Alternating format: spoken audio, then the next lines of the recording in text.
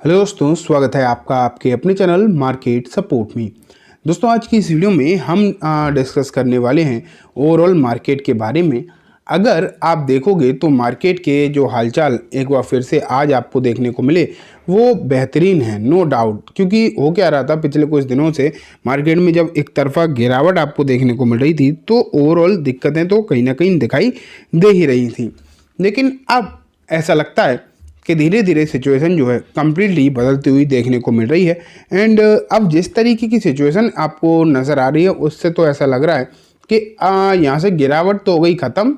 And अब एक नया तेज़ी का जो दौर है मार्केट बॉटम बनाने के बाद अब पूरी तरीके से नई तरीके से आप कह सकते हो तेज़ी में वापस लौटता हुआ देखने को मिल रहा है। अब ये तेज़ी यहाँ से कितनी और कंटिन्यू होगी, क्या अब मार्केट की सब दिक्कतें ख़त्म हो गई? आज की इस वीडियो में हम जो है कम्प्लीटली इस बारे में डिस्कस करेंगे। तो चलो स्टार्ट करते हैं। मैं जो है आपको सबसे पहले रखता हूँ ओवरऑल मार्केट के हालचाल पर। आप यहाँ पर देखो, मनी कंट्रोल से मैं आपको दिखा रहा हूँ। यहाँ अगर देखा जाए फिलहाल सेंसेक्स थोड़ा सा पॉजिटिव ही है, निफ्टी में भी पॉजिटिविटी ही आपको नज़र आ रही है। वहीं अगर हम देखें बैंक निफ्टी तो 0.1% की तेज़ी और मिड कैप में तेज़ी जो है वो कंपैरेटिवली ज़्यादा है। ठीक, वहीं अगर हम अभी ओवरऑल मार्केट में मतलब सभी में देखें top gainers and top losers की स्थिति, पीवी फिनटेक सबसे तेज है, मैक्स हेल्थ केयर, हुडको एंड टीटागढ़। और अगर हम टॉप लूजर्स देखें तो फिनिक्स मिल्स, टेक महिंद्रा, एलटीआई माइंट्री एंड टीसीएस। आईटी कमज़ोर है, नो डाउट, ठीक है।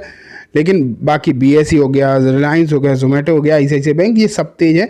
बाकी आज वोडाफोन, यस बैंक भी आपको अच्छी खासी तेज़ी में देखने को मिल रहे हैं, ठीक है। लेकिन मैं आपको और थोड़े से इंडाइसेस भी दिखाना चाहूँगा कि इंडाइसेस के बेस पर चीज़ें किस तरीके की दिखाई दे रही हैं। तो स्मॉल कैप देखो, 2.5% की तेज़ी तो आपको स्मॉल कैप में भी नज़र आ रही है ना। तो ओवरऑल ये बात तो क्लियर दिखाई दे रही है यहाँ से कि सिचुएशन मार्केट की, स्पेशली ब्रॉडर मार्केट की, काफ़ी ज़्यादा अच्छी दिखाई दे रही है, इसमें कोई भी डाउट नहीं है। एंड अगर इसी तरीके की सिचुएशन आपको देखने को आगे भी मिलती रहे तब तो फिर वैसे भी और इससे ज़्यादा चाहिए भी क्या। लेकिन बात ये निकल कर आती है कि क्या ये तेज़ी अब यहाँ से इसी तरीके से कंटिन्यू रह पाएगी, ये एक अपने आप में बड़ा सवाल है। क्योंकि अगर इसी तरीके से तेज़ी कंटिन्यू रही तब तो बहुत अच्छी बात है, फिर तो कोई दिक्कत कहीं से कहीं तक देखने को मिलेगी नहीं। लेकिन ऐसा तो नहीं है कि ये तेज़ी थोड़ा सा मार्केट बढ़कर और फिर से लोगों को फंसाकर कहीं दोबारा से नीचे आना स्टार्ट हो जाए। क्योंकि अगर ऐसा हुआ तो कहीं ना कहीं आपको समस्या देखने को मिल सकती है। लेकिन अब ऐसा लग नहीं रहा है, क्योंकि अगर हम सेक्टोरियल बेसिस पर भी देखें तो आईटी में दबाव है, नो डाउट, लेकिन बाकियों में कंडीशन इतनी ज़्यादा ख़राब दिखाई नहीं दे रही है, ठीक है। अब मैं आपको कुछ रिपोर्ट्स दिखाता हूँ। ये देखो, मार्केट के बुरे दिन खत्म होते दिख रहे हैं। क्या आप मार्केट का फ़ायदा उठाने के लिए हैं तैयार? तो देखते हैं कि यहाँ पर इस रिकवरी में किस तरीके की बातें करी गई हैं। यहाँ 19 मार्च मतलब आज लगातार तीसरा दिन है मार्केट आपको पॉजिटिव बंद होता हुआ दिखाई दे रहा है। अब हो क्या रहा है, इस तेज़ी के पीछे कुछ बेसिक कारण भी बताए गए हैं। उनमें तो एक तो ये है ही कि वैल्यूएशन, जहाँ मार्केट लगातार एक तरफा गिरता हुआ देखने को आपको मिल रहा था, तो वो अगर आप अब देखोगे तो पूरी तरीके से अब कंट्रोल में आता हुआ दिखाई दे रहा है। अब ऐसा लग रहा है कि सिचुएशन सही है और इसके पीछे जो मेन कारण है वो है वैल्यूएशन। कि मार्केट गिरते गिरते इतना ज़्यादा गिर गया था, या फिर आप बोलो अच्छा खासा गिर गया था। एंड अगर इस तरीके से अगर मार्केट गिरता है, जब भी गिरता है तो वैल्यूएशन कंट्रोल में आ ही जाती है। तो जो बढ़ी हुई वैल्यूएशन दिखाई दे रही थी ना, वो अब पूरी तरीके से कंट्रोल में आई और अब एक सस्ते वैल्यूएशन पर भारतीय मार्केट पहुंचता हुआ देखने को मिला। जिसके चलते अगर आप देखोगे तो विदेशी निवेशक जो एफआईआईज वगैरह हैं वो भी मार्केट में आने लगे। दोबारा से एफआईआईज की खरीदारी जो है शुरू होती हुई देखने को मिली है। लेकिन अगर एक और बड़ा रीज़न देखें तो वो है यूएस इकोनॉमी। जिस तरीके से ट्रंप फैसले लेते हुए दिखाई दे रहे हैं, ऊट पटांग फैसले आपने देखे ट्रंप की तरफ से देखने को मिले हैं। एंड जब इस तरीके के फैसले आए तो लोगों को ये लगने लगा कि हो क्या रहा है कि हो सकता है अमेरिकन मार्केट या अमेरिकन इकोनॉमी में दिक्कत आ जाए, जिसके चलते भारत ज़्यादा अट्रैक्टिव लगने लगा है। आरबीआई भी कोशिश तो कर ही रहा है कुछ ना कुछ कि कैसे भी करके सिचुएशन को कंट्रोल किया जाए। अब बात ये निकल कर आ रही है कि निफ्टी जल्दी जो है 24,000 तक भी पहुंचता हुआ देखने को मिल सकता है। और अगर निफ्टी 24,000 पहुंचा इन केस, तो आप ये मान के चलो कि होगा क्या कि जो small cap and mid cap जो और ज़्यादा गिरे हैं, तो जो गिरता ज़्यादा है तेज़ी भी वहीं ज़्यादा होती है।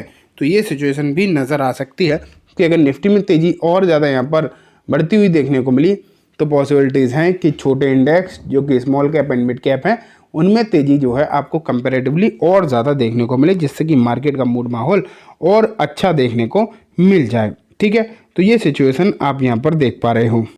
लेकिन यहाँ भी इस रिपोर्ट में भी यही कहा है कि अगर आप कुछ भी खरीदना चाहते हो तो आपको ना 2 पॉइंट्स पर फोकस करना पड़ेगा। 2 पॉइंट्स कौन कौन से हैं कि पहला कि जो भी आप खरीदो वो वैल्यू वाइज वैल्यूशन वाइज सस्ता होना चाहिए। ठीक है, महंगा अभी भी इतनी गिरावट के बाद सस्ते शेयर्स की लाइन लगी पड़ी है, तो महंगे की तरफ जाना नहीं है। एंड दूसरा है कि फंडामेंटल अच्छे होने चाहिए, क्योंकि अगर इन केस मार्केट में इस मतलब गिरावट के बाद जो तेज़ी आ रही है, अगर ये सस्टेन नहीं करी और अगर थोड़ा बहुत फिर से मार्केट करेक्ट हुआ, तो होगा क्या कि जो फंडामेंटली स्ट्रॉन्ग शेयर होंगे उनमें जो है टेंशन कम देखने को मिलेगी। इसलिए अगर आप खरीदना चाहते भी हो तो फंडामेंटली स्ट्रॉन्ग शेयर्स की तरफ ही जाना। ठीक है, तो ये इस रिपोर्ट में भी लिखा है। लेकिन कुछ पर्टिकुलर शेयर्स हैं जिनमें गिरावट भी तगड़ी हुई थी, अब उनमें रिकवरी भी अच्छी आ रही है, जिसमें डिफेंस आपको एक प्रॉपर सेक्टर देखने को मिल रहा है जिसमें काफ़ी ज़्यादा समस्याएं नज़र आई थी। एंड अब अगर आप देखोगे तो वहाँ पर सिचुएशन बदलती हुई भी देखने को मिल रही है। And not only defence sector but railway sector में भी तेज़ी का जो है माहौल अच्छा खासा बना हुआ है। तो अब आपको कुछ सेक्टर पर्टिकुलरली उन पर ध्यान देने की ज़रूरत हो जाती है, जिसमें डिफेंस एंड रेलवे नज़र डेफिनेटली आते हैं, क्योंकि ये 2 ऐसे सेक्टर हैं जिनमें गिरावट कंपैरेटिवली हुई भी बहुत ज़्यादा है।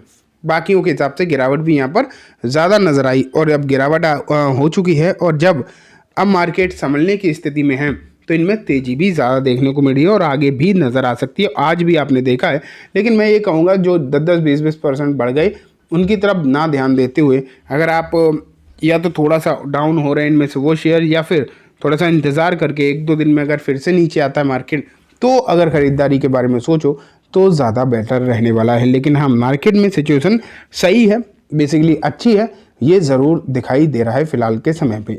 ठीक है, तो ओवरऑल मार्केट अब धीरे धीरे करके बुलिश है। मैंने कल भी बोला था, आज भी बोल रहा हूँ कि आप थोड़ा थोड़ा करके मार्केट में खरीदारी के बारे में सोच सकते हो, लेकिन अपने हिसाब से। ठीक है, तो चलिए दोस्तों, आज की इस वीडियो में बस इतना ही। उम्मीद है वीडियो पसंद आई होगी। वीडियो अच्छी लगी हो तो इसे लाइक करना, चैनल को भी ज़रूर सब्सक्राइब करना, जाते थे बेल आइकन दबाना, जिससे कि जब भी मैं कोई नई वीडियो डालूँ आपके पास नोटिफिकेशन आ जाए।